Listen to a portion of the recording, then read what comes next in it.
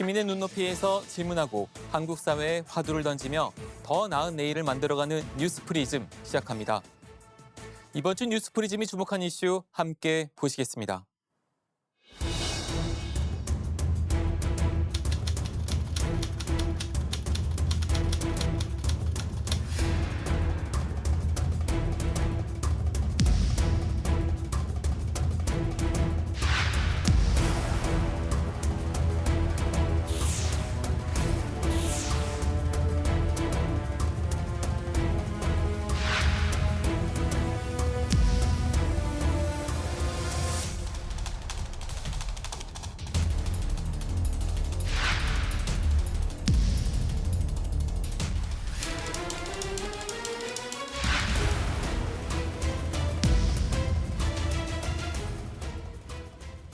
지난주 금요일부터 이른바 N번방 방지법이 본격적으로 시행됐습니다.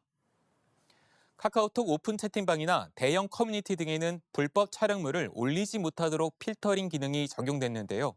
이를 두고 사전 검열이라는 주장이 나오기도 했습니다. 김예린 기자입니다.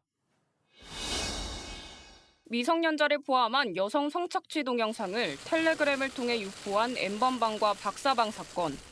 피해자들을 노예라고 부르고 신상 정보까지 노출하는 등 반인륜적 범죄로 세상을 경악해 했습니다. 지난해 국회는 이 같은 디지털 성범죄를 막기 위해 일명 N번방 방지법을 마련했습니다. 인터넷 사업자에 대한 불법 촬영물 유통 방지 의무도 부과됐는데 지난주 금요일부터 법이 본격적으로 시행됐습니다. 네이버와 카카오 등 포털 사업자뿐 아니라 대형 인터넷 커뮤니티 운영자들은 불법 촬영물 여부를 사전에 확인해 차단해야 합니다. 그런데 법 시행 이후 인터넷 커뮤니티에서는 검열 논란이 빚어졌습니다. 고양이 동영상처럼 지극히 일상적인 모습이 담긴 영상까지 차단됐다는 주장이 제기되면서 논란은 일파만파 확산됐고 일부 커뮤니티에선 다수의 누리꾼들이 동영상 등을 올리며 자칭 검열 테스트에 나서는 일까지 빚어졌습니다. 이에 대해 방송통신위원회는 전혀 사실이 아니라는 입장, 불법 촬영물에 해당하는지 그 여부를 기계적으로 필터링할 뿐이며 고양이 등 일반 영상이 차단된 적도 없다는 겁니다. 법안에 대한 본질 흐리기일 뿐이란 비판도 제기됐습니다. 검열이다, 혹은 사생활 침해다, 이것은 자유권의 침해다, 이런 방식의 딱지를 붙여가면서 이 법안의 본래의 의미를 퇴색시키는, 그리고 본질을 흐리는 이런 방식의 논의들이. 그것만 해서 되겠어? 거기에 올리는 사람이 누가 있겠어? 라고 얘기를 해요. 하나 만들어서 좋은 상황들, 나쁜 상황들을 캐치를 해서 이제 다른 것까지 이제 만들어 나가면. 그럼에도 논란은 쉽게 가라앉지 않을 것으로 보입니다. 불법성 여부를 떠나 개인의 콘텐츠가 법적 필터링을 거쳐야 한다는 것 자체에 위화감을 느끼는 이들이 적지 않은 데다 그 대상이 계속 확대될 가능성에 대한 우려도 존재하기 때문입니다. 정부의 독점으로 사회 구석구석을 통제하는 이른바 빅브라더 논쟁을 다시 한번 촉발했다는 관측도 나오고 있습니다. 연합뉴스TV 김예리입니다.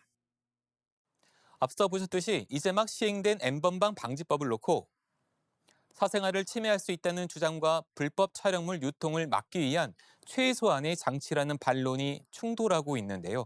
이 필터링 기술이 실제로 어떻게 작동하는지, 그리고 정부의 주장대로 전혀 문제가 없는 것인지 김민혜 기자가 살펴봤습니다.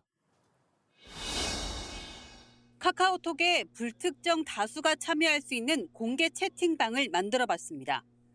그리고 나서 약 1분짜리 동영상을 채팅방에 올렸더니 불법 촬영물인지 검토 중이라는 문구가 뜨고 약 7초 뒤에 업로드됩니다. N번방 방지법 후속 조치에 따라 지난 10일부터 해당 영상이 방송통신심의위원회가 불법 영상물 등으로 심의 의결한 정보인지를 확인하는 과정인데 여기에는 필터링 기술이 쓰입니다. 이용자가 올린 영상의 디지털 특정 정보가 방심위가 불법 동영상이라고 의결한 영상물들의 디지털 특징 정보와 일치하거나 유사한지 비교해 보는 겁니다. 이를테면 방심위가 가지고 있는 영상 하나가 010101이란 값으로 매겨져 있고 그 값이 똑같은지를 보는 것으로 영상의 내용이나 의미를 읽는 개념은 아니라는 겁니다. 모양을 인식하는 게 아니고 신체 부위가 노출된 그 장면의 그래픽과 오디오 값을 추출합니다. 이거를 특징 값으로 만들어가지고 그걸 제공하는 거거든요. 현재 방심위에 축적돼 있는 불법 촬영물과 아동 청소년 성착취물은 7,500여 개. 이 역시 사업자에게도 영상이 아닌 디지털 특징 정보로 제공됩니다. 또 이는 오픈 채팅방 등 공개 서비스에 대해서만 적용되기 때문에 개인 채팅방까지 검열한다는 주장은 사실이 아니란 입장입니다. 그러나 정작 N번방 방지법에 발단이 된 텔레그램의 경우 사적 대화방이어서 이번 조치에선 빠졌습니다. 또 이번 조치가 얼마나 실효성이 있을지에 대한 논란도 여전합니다.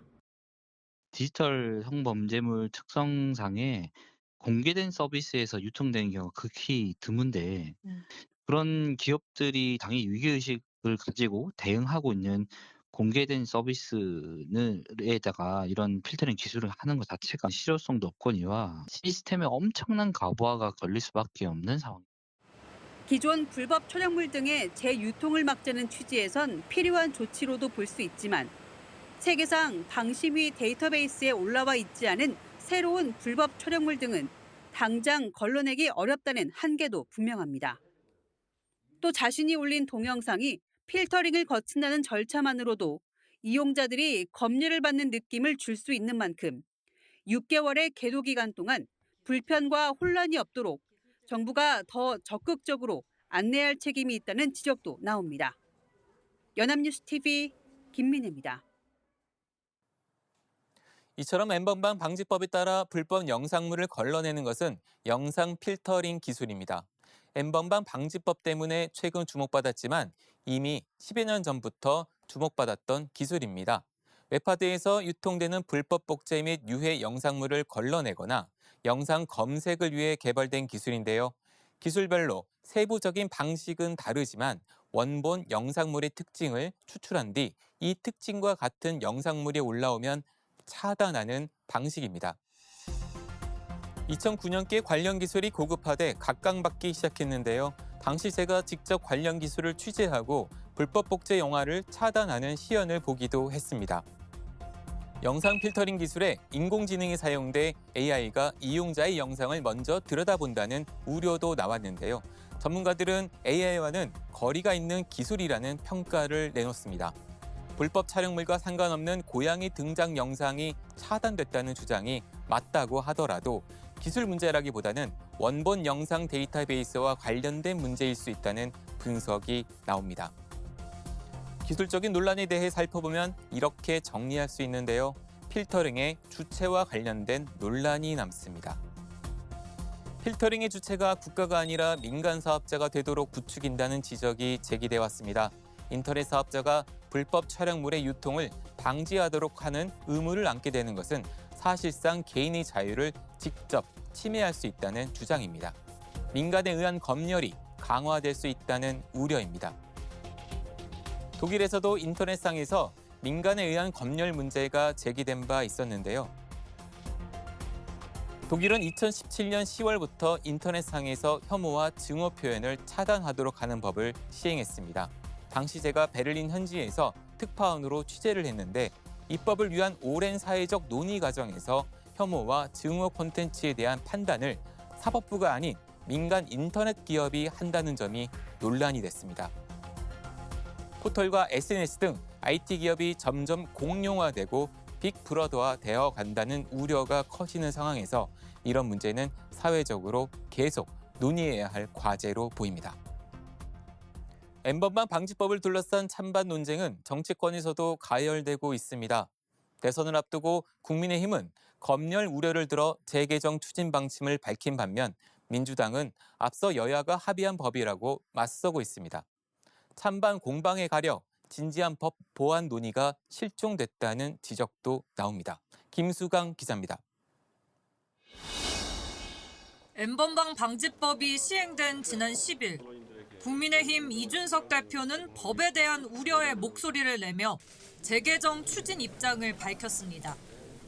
N번방 방지법이 헌법이 보장하는 통신의 자유를 침해할 소지가 있고 해외 서비스인 텔레그램엔 정작 적용이 어려워 실효성도 떨어진다는 겁니다.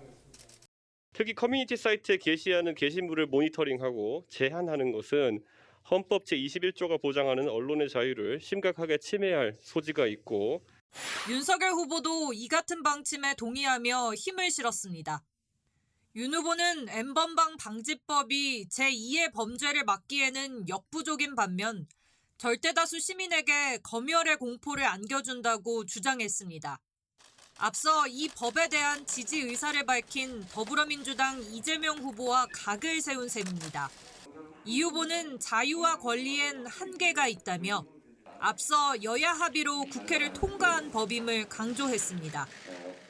N번방 음란물 문제도 누리는 자유에 비해서 다른 사람이 피해를 입으니까 또 사회 질서에 반하는 거면 하면 안 되죠. 정의당 심상정 후보 역시 가세해 윤 후보가 법 재개정 이유로 고양이 영상을 든 것을 저격했습니다. 이번에는 고양이를 앞세우고 있습니다.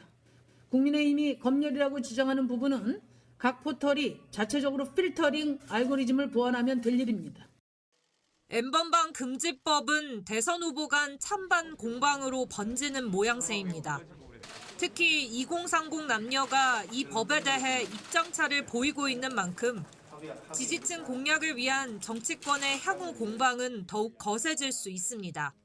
다만 대선을 앞두고 정치 공방만 가열되다 보니 법 보완에 대한 진지한 논의가 이뤄지지 않고 있다는 아쉬움이 나옵니다. 특정 사건의 이름을 붙였다는 것부터 문제라고 생각을 합니다. 사건이 회자되면서 피해자들이 사건을 잊기 어렵고 2차 피해에 대해서 정치권이 너무 좀 배려 없이 논쟁을 이어가고 있는 것이 아닌가 하는 법령에 대한 정확한 분석이나 사실관계, 실제 피해자 지원 실무에 대한 파악 없이 이 법령과 관계없는 사전 검열을 거론하며 시민과 갈등을 조장하는 것은 지양해 주었으면 합니다. 20대 국회 당시 졸속 처리라는 지적과 함께 통과된 N번방 방지법. 내년 6월 계도 기간까지 보다 실효성 있는 방향으로 보완해야 한다는 지적이 나옵니다. 연합뉴스TV 김수강입니다.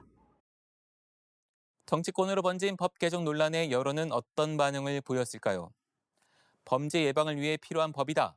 그래서 개정에 반대한다는 응답이 56.3%, 인권 침해 등의 우려가 있다. 그래서 개정해야 한다는 찬성이 35.1%로 조사됐습니다. 대만에서도 우리와 비슷한 N번방 사건이 있었습니다. 린허진, 26살로 대만 국립대 의대 석사 과정에 입학 예정이었던 청년입니다. 이 사건의 피해자는 무려 미성년자 81명에 달했고 8살 어린이도 포함돼 있었습니다.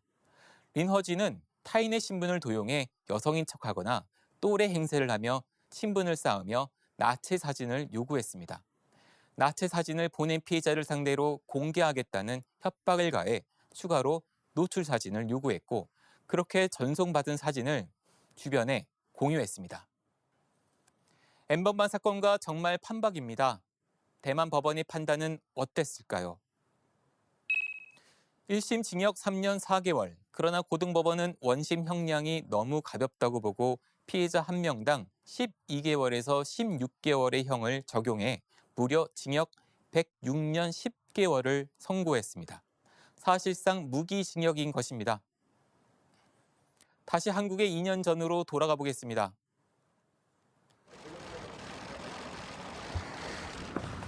피해자들께 할 말 없으십니까? 가해자의 얼굴이 공개된 채 포토라인에 서던 이 순간 많은 시민이 공분했습니다. 지금까지 20여 명의 가해자들이 처벌됐지만 재판은 여전히 끝나지 않았습니다. 텔레그램 성착취물 제작 유포방 관련 피해자는 무려 880명에 달합니다. 당시 일부 피해자는 극도의 수치심 속에서 극단적인 선택을 했습니다. 지금 N번방 방지법이 만들어져 시행되는 이유는 무엇일까요? 2년 전으로 돌아가 법이 만들어진 진짜 이유를 되짚어봐야겠습니다.